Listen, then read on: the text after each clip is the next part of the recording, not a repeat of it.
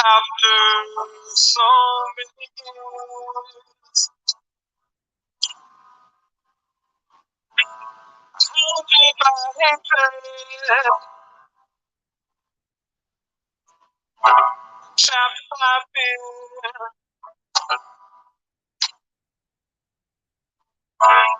thinking about no place to go. If I follow my mind, I know I'm sort of my own.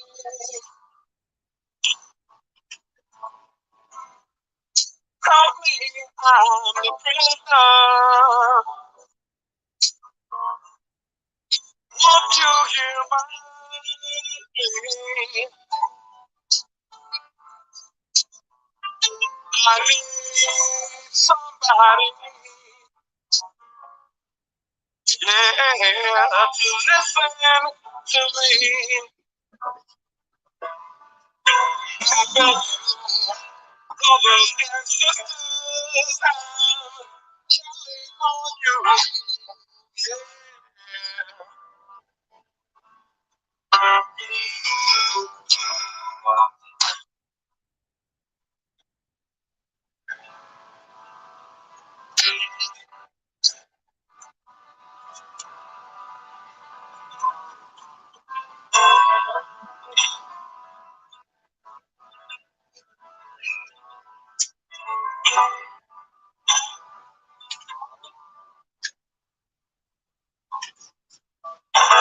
Black babies in the womb,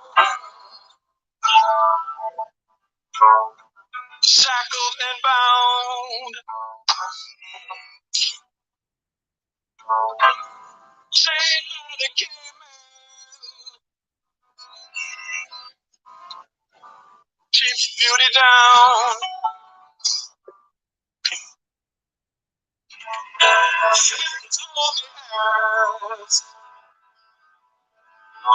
windmills falling and wet.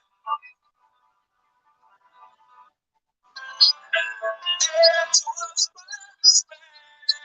Oh,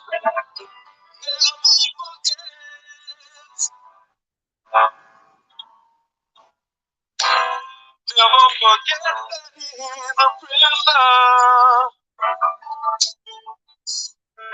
Can't you hear my plea? 'Cause I need somebody, Lord knows, to listen to me.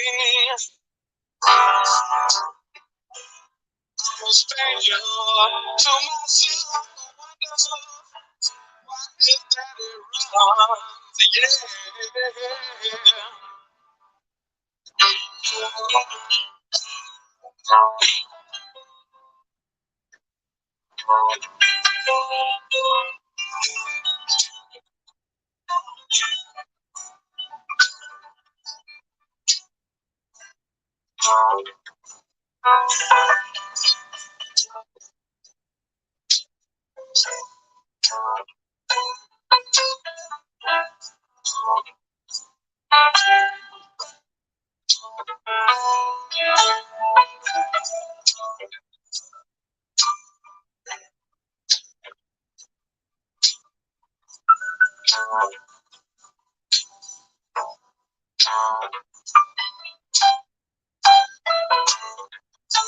Yeah.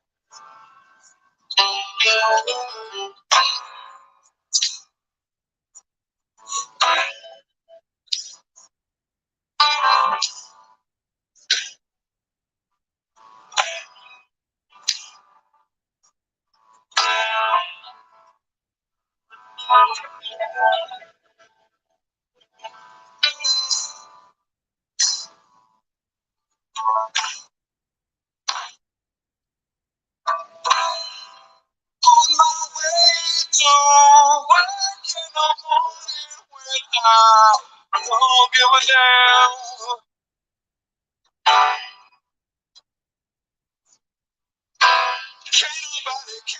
Can't nobody see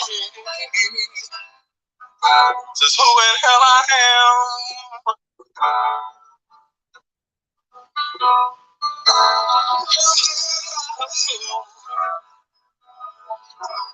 Yes, oh, choked up in a time.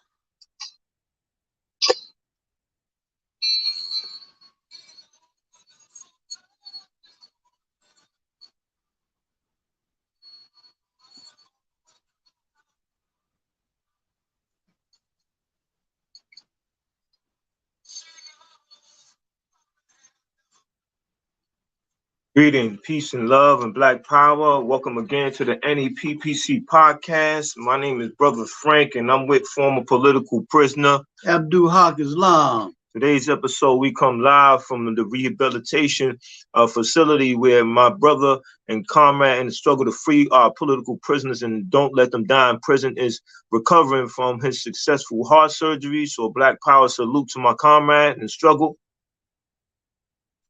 For those who supported us, our work, and sent out their thoughts and their prayers, their meditation, whatever they need to do to help our brother recover thoroughly.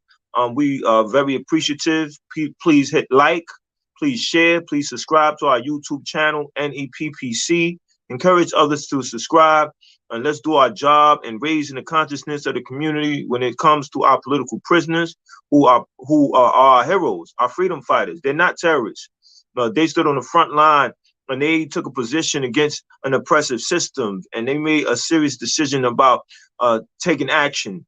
And that action led them into their current situation, which is incarceration for an extended amount of time. Our political prisoners have done their time, and that's not justice if they have exceeded the amount of time that they possibly could have done if you said that they did something wrong. And we say that it was a struggle for justice, a struggle for our national liberation. And those are our heroes, our freedom fighters. And that being said, we'd like to proceed with this episode. This episode is Black Solidarity Day and its impact to freeing our political prisoners. For those who don't know, Black Solidarity Day was started by Carlos Russell. Carlos Russell was inspired and influenced by a play called The Day of Absence.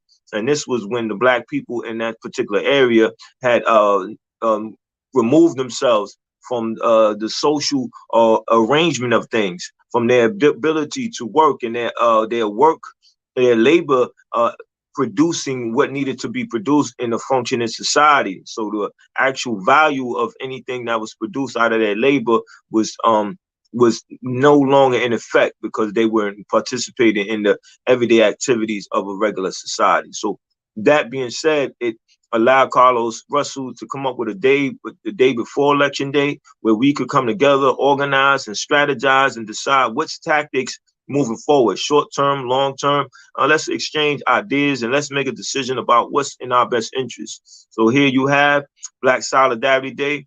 We no work, no school, no shopping. It's a day of reflection. It's a day of making a stronger commitment. And who other than the political prisoner would make that level of commitment? They are incarcerated because of their struggle to make life better for us. Therefore, we have to commit some time in our everyday lives to organize, to bring them home. So we want to have this discussion. We want you to reflect. Please share with as many people as possible. And write a political prisoner. They love to hear from you. They're doing time for you, so make time for them. So, brother, when we talk about solidarity, when we talk about Black Solidarity Day, how does that connect to the political prisoner? Peace and love, brothers and sisters. Black Solidarity Day is a very, very beautiful day, you understand, for Black people. We don't celebrate a whole lot of them backwards hillbilly holidays that they had. They just had Halloween where they was worshiping the devil. We don't do stuff like that. You know, Black Solidarity Day is a day for Black people, you understand, where we deal with our issues, you understand, where we come together, over and over and over again.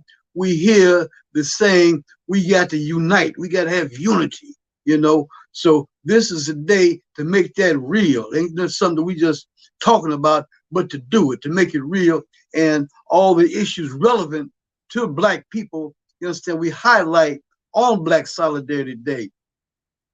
And it just so happened that this year, Black Solidarity Day fell on the day of the elections. You understand?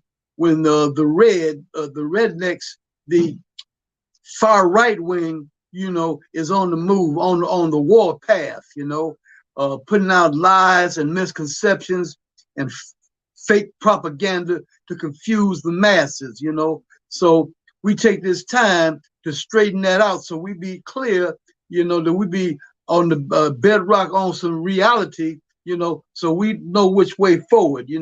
They talk about crime. That's one big issue. They're fixing it so when you go to the parole board, you ain't going home.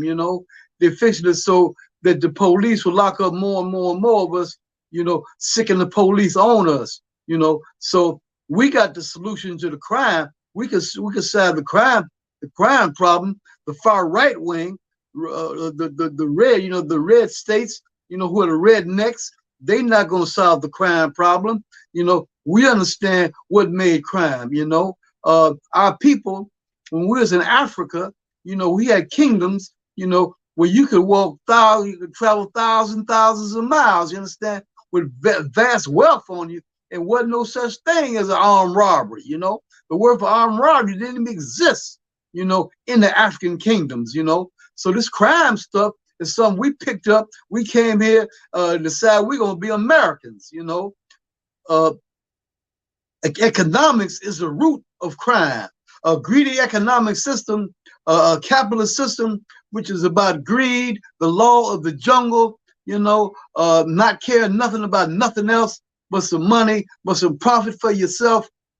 This is what we inherited when we came here to America, and some of us got caught up in this crime system, this syndrome, this mentality, but through Black Solidarity Day, through Black Solidarity, we promote a culture that says that we come together in unity as family, and that we are people who are above, and we don't reduce ourselves to have to sell dope and to rob and steal from one another, to rob your mom, steal from your pa, you understand? And we have other alternatives. We are a very, very talented people. We are very, very gifted people. And it was much that we can do, through a collective type of economics, to advance our whole race, you understand? To take over the economics in our community, as Malcolm talked about. We're very, very beautiful people, Black solidarity, we enhance the Black themes, we do not allow someone else to control the so-called narrative. We take it over, and if they don't like us knocking on the door politely, we ain't got to do that. We kick the door down, you understand, and take control of our culture, powerful, with Black power, they're very, very, very, very confusing also on the issue of the economy. They say that's one of the big issues right now. Everybody's worried about inflation. The fact is that the oil companies made record profits this year, $18 billion, so it's not Democrat or Republican. Both of them, both Democrats and Republicans, support the corporations, support the super rich, the richest people in the world, the oil companies who have caused the prices of of of of of, of, of fuel and every other commodity to go up. So we say that we take control of ourselves, take control of education. People want to know, or why would you not go to school on Black Solidarity Day? Why would you not shop on Black Solidarity Day? Uh, uh, you know, why would you not work? When you work on Black Solidarity Day, you understand, you're not working for yourself, you're making somebody else rich. We can sit up in one of these colonizers' classroom for 20 years and will not get the education we'll get if we listen to Black Solidarity Day programs, So self-dependence, self-reliance, independence, this is what we're pumping on Black Solidarity Day and growing as a people. Right, and this is what and these are the things that our political prisoners pumped when they was rolling with us, and that they're talking about right now, and they're studying scholarly in prison cells right this minute. Right. I wanted to talk about the term solidarity. What does that mean to have solidarity amongst the people, or the people have solidarity amongst themselves? Right. We say that, you set aside your differences. You say it's not about religion. It's not about where you live. It's not about your choice in food. It's not about any of those things that really don't have nothing to do with no politics. Right. Mm-hmm. Politics is the relationship between people and power.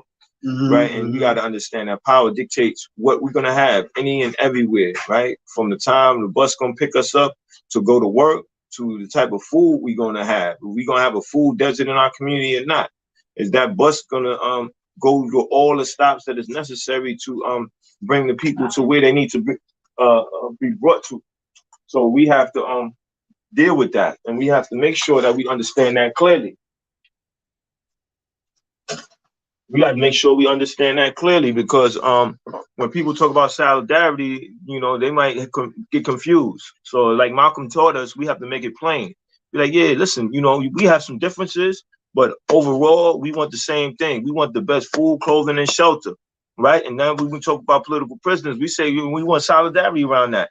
If you're an organization for the advancement of people, then advance the people in terms of their relationship to a political prisoner. How do you relate to that? How do you relate to the concept of political prisoner? Is that real?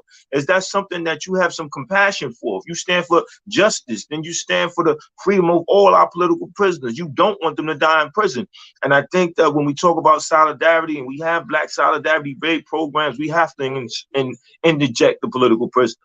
The political prisoner names must be mentioned, and we need to organize to bring them home. We need to write to our political prisoners, and I have to take some criticism for that, because it's been some time since I wrote a political prisoner. I have wrote a couple of political prisoners, and some of them have yet to write me back, but most of the time when I write political prisoners, they do write me back. But their family and other colleagues of mine, and regarding this political work, on political prisoners, understand what I do, and they represent me and I represent them. So when you see us, the Northeast Political Prisoner Coalition, putting out this podcast, it's in solidarity with others who are doing political prisoner work. Me and my brother Abdul Haq Islam, from Political Prisoner, I make a commitment to doing this program every Wednesday, so that we can let people know the consistency of this work. And because that's the only way you're going to be effective, is through consistency, because there's power in consistency. So with that being said, who actually benefits off of Black Solidarity Day? Well, our people benefit from Black Solidarity Day, in every issue relevant to Black people: education, self-defense, economics, unity, in every issue that Black people talk about that affects our lives directly. We benefit, you understand, when we take our life and our destiny in our own hand. Yes, you understand? Then we prosper for it, and we got to, be clear on what today is and what yesterday was,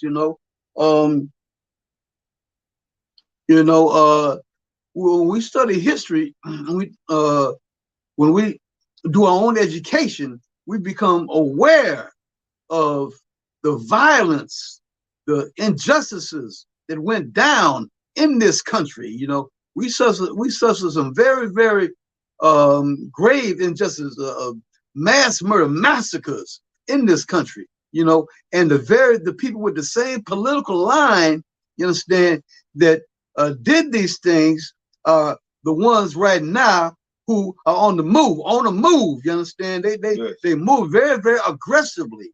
You know, and these are Donald Trump's boys. These are Donald Trump's gang. Donald Trump is going to make an announcement. He said he's got a surprise announcement to make in a couple of days. And guess what he going?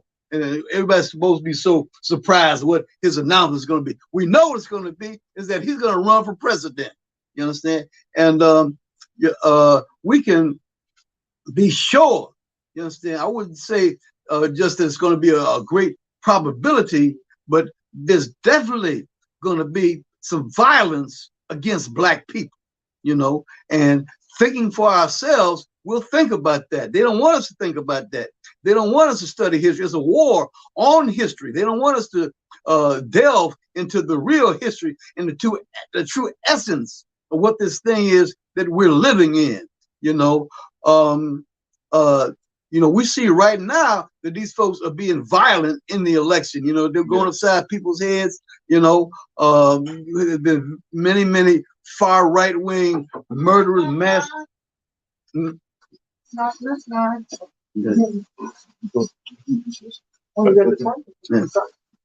Far right. I'm sorry, that was a nurse. Far right wing mass murderers in this country. You understand? And you know, we got to deal with the real. You know, this is what's coming down the pike. Not probably, but definitely, there's going to be some violence against Black people. So y'all better organize for self-defense. You know, these same people that are destroying the earth. You know, and this is another thing that threatens everything in existence. You know, so if people don't rise up against this enemy, you understand, they know the science. They know scientifically that these chemicals they're putting into the atmosphere are destroying the climate all around the world. You know, you got nations right now that's 1/3 submerged underwater. You know, coastlines, glaciers melting. You understand? So there's a great, great possibility that all of y'all listen to my voice right now, but 1935, all of y'all will be dead if y'all don't stand up and fight the powers that be. Those are very fiery points, and it's very important that we take our discussions concerning our everyday lives as extremely serious, and we have to make a conclusion with ourselves and with our family and friends and so forth and so on. What do we intend to do about what's going on? How do we relate to justice? Do we actually see ourselves as being a person or a group of people that can actually change anything? I think that, you know, we have the responsibility as human beings to act humane, right? Isn't that what it means to be human? To be humane, meaning that you. Last time I looked it up in the dictionary. Exactly. So if you humane, that means you stand for justice. You're standing up for what's correct, and then that's why when we know that something's incorrect, we have to decide to do something about it. We have to take charge of our own destiny. It's our right to do so, right? We wasn't brought here to just succumb or just accept anything that somebody or a group of people is doing to us. We were given a brain. That brain has the ability to process ideas. And once we process ideas, we say that we're going to stand on something. And if we don't, then how can we actually respond anyway? Because we were just willing to allow anybody to do anything to us.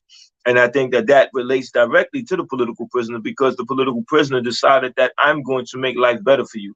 I'm going to struggle because I know that something incorrect is happening, and I'm going to correct it, and I'm going to do that by any means necessary. So they decided to be a part of that change, and that decision led them to in this current situation that they're into. Should we be afraid of that being our possible outcome? I think no, right? Just like you're a parent, or you see a child about to cross the street and immediately you don't care about getting hit by a car. You want to protect that child. There's some instinctive in you that brings that out, and I think that that's what we need to do when it comes to our political prisoners. We have to be bothered by someone being incarcerated for so long who decided to help me. We have to be bothered by someone being incarcerated so long that was so unselfish, and that there aren't as many people involved in political prisoners that should be. I know we all have our problems, we all have our challenges. That's understandable. But the political prisoner had their challenge prior to their incarceration. They were facing problems just like us, and they made a decision to do something. They made a decision to stand up, and we need to express solidarity with that. We say that, okay, we unite with the struggle for freedom. We unite with the struggle for our national liberation. So if we unite with that, then we have unity with what comes with that regarding our response to it. So if a political prisoner is incarcerated, then we know that we have to do something about it. That's why we do our podcast, and we encourage people to subscribe to the channel, share with 10 people. If you are able to do so, donate $1. We say that dollar goes a long way, helps us to do our work, expand our work. There's other ideas that we have, but we're limited, we're restricted based on the resources that we have, and that's why we put out our podcast every week, because it is something that we have that we can be able to do it with a less amount of resources that are required. But time, place, conditions dictate what you are able to do. And when that time comes for us to expand our work, we'll do so. I think that we have said enough. We like to keep our episodes brief, to the point. We've been on this for about almost half an hour, so I think it's time to bring it to a close. I think everything that needed to be said was said. We talked about Carlos Russell, who he was, regarding his relationship to the Black Solidarity Day. He was responsible for bringing it out, and we talked about what he got inspired from, and we talked about how Black Solidarity Day should be related, or should include always, the political prisoner. Brother Abdul Haq Islam, your closing remarks. In closing, I just wanted to say that when the doctors operated on me and opened up my heart, they found the people there. They found Black people there. That's what they found. Wow. They opened my heart. You understand? Yeah. And that's what it is. Love the people. And so I suggest that the people, study politically what has happened to us. We've been told since we came to the hells of North America that we are inferior. You understand? And we was kidnapped. So we got to remember that hellish history, you understand? And that would be a driving force to make us excel, you understand? We understand, everything that was done to our people, and the love in the hearts of our political prisoners and prisoners of war who stood up for us, you understand? And, that scholarship, that they example, like Chairman Fred, you understand, Malcolm and George, you understand, that scholarship, that drive, in study, that our people need to do that, you understand, to understand in deep detail what happened to us in every realm, psychologically, socially, spiritually, you understand, and the lion in our people rise up, you understand, with Black power, free them all. Free them all. That's right. Just want to say that I left a comment right here. Well, I posted up a quote from Alumbe Braff. Alumbe Braff took a position when it came to political prisoners, and I think that this quote that he has should be how we end it. We should say, what will be your commitment to the activists incarcerated in U.S. dungeons? What will be their fate? That's a very, very important question to raise, because if you wake up thinking that and saying that to yourself, then you're going to request from yourself to do something more, whether it's right, Educate your children about political prison. Next month is December. Kwanzaa's coming. And you're right. We always give them information about where they can go to. There was a number of organizations that we posted. We posted. Check out those organizations. Jericho, the movement. They have a number of addresses and a number of information on various political prisoners. You can check that out. But we always providing you information because in the spirit of solidarity, we want to bring all our information that we have on political prisoners to this platform. For instance, right now, we say follow Free Kamal Siddiqui on Facebook. Therefore, you can stay informed. But so we'll conclude this by saying, free them all. Free them all. What's the call? Free them all. What's the call? Free them all. Don't let political prisoners die in prison. See you next week. Peace. Peace.